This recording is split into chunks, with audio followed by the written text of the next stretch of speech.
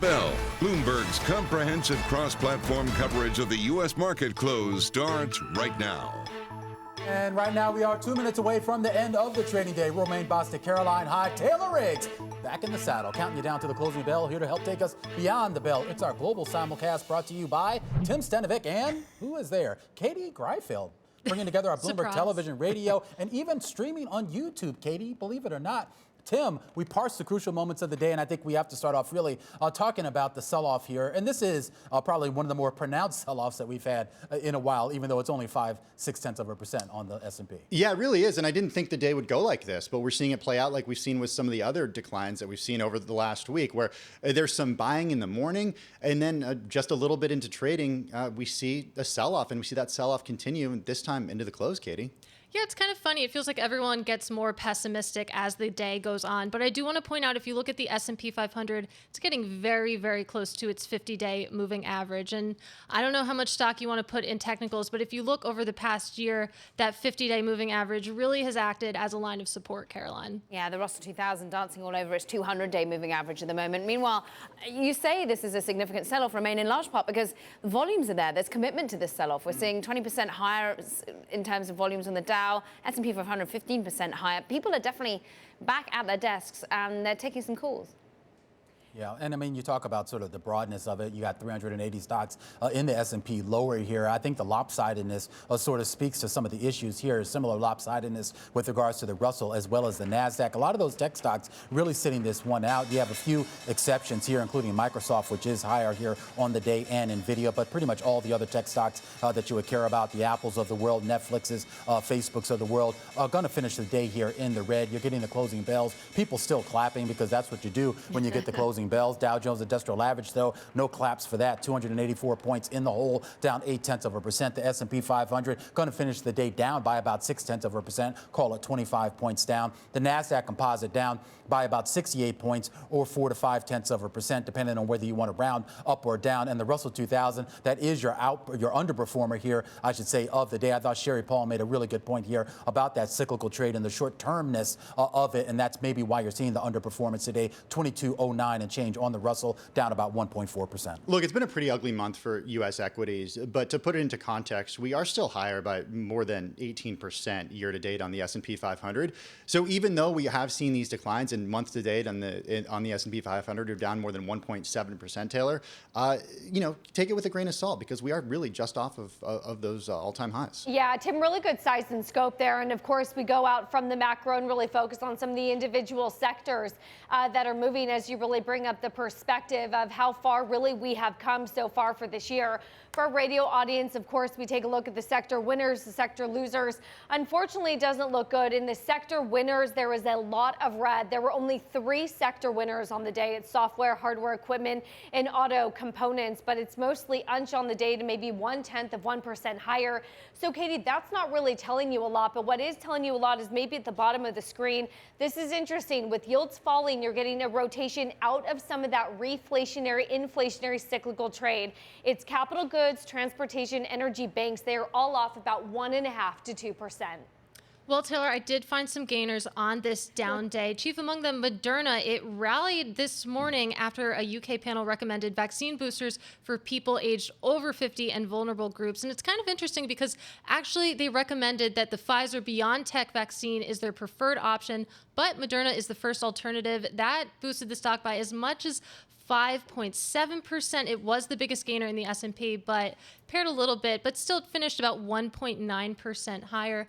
And moving on, we have Zimmer Biomet. Now, this is a medical device maker. It was the biggest gainer in the S&P 500. It closed almost 5% higher today. That's after the CFO said today that the company has seen some sequential improvement in elective procedures. Obviously, those were really sidelines during the height of the pandemic, but maybe they're coming back. But I saved the best for last, and that is Crocs. It soared today, closed at a record high, up as much as 15%. Remaine's purchasing it. What does this say about market sentiment when the biggest movers on the day are Crocs? That's like the second biggest mover across all the markets here. You got Angie, which is up about 9%, Doximity, Iron Source, D-Local, Asana. Crocs and medical devices. Is a rally built on those companies? I don't know how you structure how many a Crocs do portfolio you around own? that. How many pairs do you own? I don't own any pairs. I don't have any Crocs either, but I feel like I'm really late to this party You here. are. Yeah, Romaine has Even I have a pair, Tim. I think I knew that. I think I knew that. I'm anti-hip. I've seen you wearing them around the office, Well, Romaine. let me quickly tell you why this stock rallied so Okay. much. That was because Quickly. it expects to see sales double by 2026. Maybe because we're all going to buy Double. Crocs now. Wow. Double. Katie, Yeah. always, aggressive. always Two coming pairs at for us you, with the Romaine. fundamentals, Katie. Just want to get you those facts, Tim. But tell us about who declined. All right. Well, an interesting story playing out in the S&P 500, where the two biggest decliners were casinos. Casino stocks in the U.S. taking a hit today after Macau laid out plans to step up scrutiny of operators and increase local ownership. Las Vegas Sands declining by more than 9.7% today. Wynn Resorts and Casinos down by 10.85% today. Now, each one of these companies, even though they're traded in the U.S., gets almost 50% of their revenue from Macau. So they're taking a hit on that, Caroline. Also keep an eye on Peloton Interactive today, the parent company, of course, of Peloton. It did dip during Apple's iPhone 13 presentation today when Apple announced it's increasing the number of countries where the Apple Fitness Plus subscription is going to. And it kind of stayed around that area throughout the day, finishing the day down by 2.7%. You know what would give that Peloton stock a bump, Tim? If we all take a class Plastic clogs. That's the future.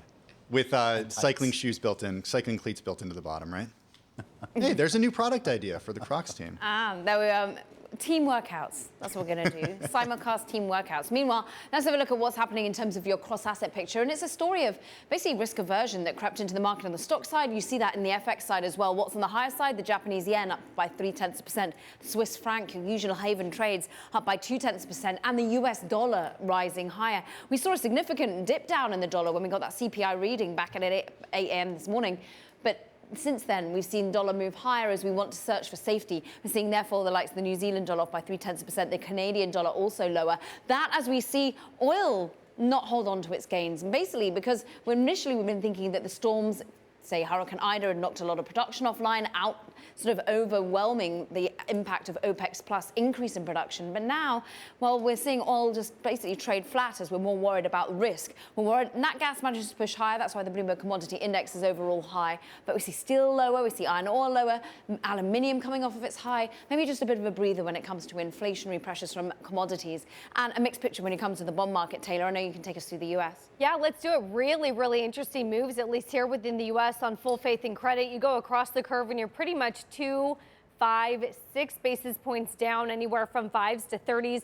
A 128 and a 185 really catches my attention here, as we've pretty much been lower all day from a yield perspective. And I think, Tim, this really comes from that 8:30 a.m. news that was really important with that CPI data, though I continue to be a little confused because some people said that if the Fed is a little bit anchored, then inflation could run hot, which meant that yields would rise. But it seems like in this case with that data, that yields and maybe some of those inflationary expectations aren't as high as maybe we thought they were. Yeah, I think perhaps what's confusing a lot of people is looking specifically at what cooled off a little bit and whether or not it's a story about transitory or if it's a story about the Delta variant and people not buying plane tickets to the same extent that they were buying, people not traveling like they were before. Is it because the prices indeed are transitory, or is this a Delta story that we're seeing play out? Well, I mean, and keep in mind, too, I mean, some of this has run its course. I mean, we talked a lot earlier today about the idea that some of the goods in that CPI index, I mean, people have, bought what they need to buy. I mean, maybe that's one reason. How many used cars do you need? Yeah, I mean, you only How many need, Pelotons they've got Exactly. cheaper? Yeah. Yeah, so I mean, maybe that runs its course, and maybe that does sort of feed into the idea that Powell has probably been telling us that this is indeed transitory. Well, something that caught my eye was that if you look at the reopening adjacent categories of this report, I mean, you saw the price for airfare drop over 9% in August. You also saw hotel stays and car rentals fall. We have to think a lot of that has to do with the fact that people haven't wanted to travel with this Delta variant fear. So, okay, maybe this ease of transitory inflation is transitory when people start traveling again. And for our radio audience, we're showing a chart here that says Team Transitory scores a small win. By the way, I'm on Team Transitory. Taylor was It's on not. T is for Team Permanent transitory, or right? something. Yeah. I don't know. 1-0 But anyway, to Romaine for this now. chart is all you need to know is it means that I win. Does the Apple price point, is that 1-0 I don't know. for Well, transitory or not? Apple kept the iPhone prices basically static, more or less here, which maybe that says something here going forward. That when a company with that type of pricing power says we're just going to Maybe maintain. they didn't. Not many new features, though, right? And Angelo Zeno, though, I think nailing it, though, saying that that just shows how well they're managing the supply chain amidst an era of supply chain disruption, that they don't have to move their price because they have, for most, all intents and purposes, things are under control. I leave you, Tim, with this note. Since February 2020, inflation has averaged 3.1%. Oh, well, Does that sound transitory? Romaine? It remains to be. I don't know. May What the team? fight continue. Yeah. All right. Pick your teams, guys. In the meantime, that's going to do it for our cross-platform coverage of Beyond the Bell. Join us tomorrow, same time, same place on Wonderful, YouTube. Tim. Thank you. Too, Katie. Take care. YouTube, Bloomberg Radio, Bloomberg TV. Have a great night, guys.